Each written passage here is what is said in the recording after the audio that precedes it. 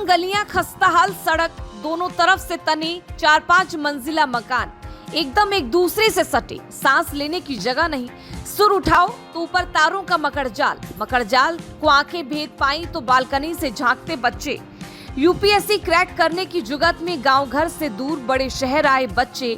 दिल्ली की कोचिंग मंडी, मुखर्जी नगर या करोलबाग की गलियों में अगर आप जाएं, जहां ये सपने लेकर आए छात्र रहते हैं, तो आप अपनी आंखों पर विश्वास नहीं कर पाएंगे। विश्वास को धक्का तब और लगता है जब आप इन बच्चों के बुलावे पर 3-4 मंजिल चढ़ इनके कमरों तक पहुंच जाते हैं। सच कहें तो जहां ये रहते हैं उनको कमरा कहना भी बेईमानी होगा। बेहद छोटे इन कमरों में भी 2 चारपाइयां पड़ी हैं, यानी जहां एक छात्र ना रह सके वहां 2 रह रहे हैं। कमरे में बची जगह में भी सिर्फ एक टेबल डाली जा सकती है, तो बच्चे शिफ्ट में पढ़ते हैं।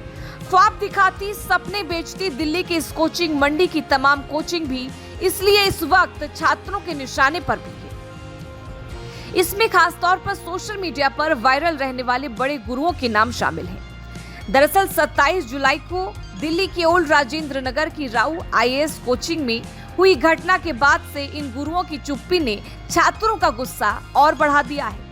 घटना के बाद से ही प्रदर्शन चल रहा है। खासतौर पर चर्चा में है विकास दिव्यकीर्ति, जिन्होंने हिंदी मीडियम से तैयारी करने वाले छात्रों के दिल में एक खास जगह बना रखी है। मगर अब छात्र दिल टूटने की बात कह रहे हैं। विकास दिव्यकीर्ति से छात्र इस बात से भी नाराज दिखते हैं कि एथिक्स पढ़ाने वाले गुरुजी की कोचिंग खुद अवैध तरीके से एक बेसमेंट में चल रही थी, जिसे एमसीडी ने सील कर दिया है।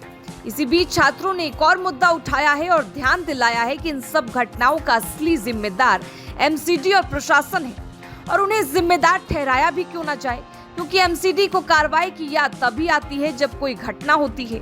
वरना हर साल यहाँ बारिश होती है, पानी भरता है, पानी घरों में जाता है, जनजीवन अस्त व्यस्त हो जाता है, मगर एमसीडी इंतजार करता है राउ आईएएस कोचिंग जैसी घटनाओं की। तमाम छात्र एमसीडी की इस मौसमी बारिश जैसी कार्रवाई की तरफ भी इशारा करते हैं कि कैसे इस वक्त अभियान चलाकर लाइब्रेरी बंद करवाई जा रही है।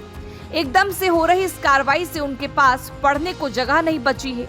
कमरे इतने तंग हैं कि वहां पढ़ा नहीं जा सकता है। जो लाइब्रेरी थी वो बंद हो गई है और जो बची है वो इतनी महंगी है कि वहां बच्चे जा नहीं सकते हैं। छात्र इसके साथ ही कोचिंग माफियाओं, ब्रोकर तंत्र पर भी कार्रवाई की मांग कर रहे हैं। छात्र आरोप लगाते हैं कि अभी ज्यादातर बिल्डिंग्स में आग से बचने के लिए पर्याप्त संसाधन नहीं है। छात्र प्रशासन पर बिना चेकिंग और अपर्याप्त तैयारी वाली बिल्डिंगों को एनओसी देने का आरोप भी लगाते हैं।